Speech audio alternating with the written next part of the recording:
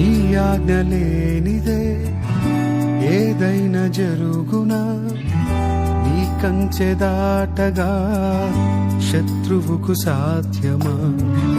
నీ ఆజ్ఞ లేనిదే ఏదైనా జరుగునా, నీ కంచె దాటగా శత్రువుకు సాధ్యమా?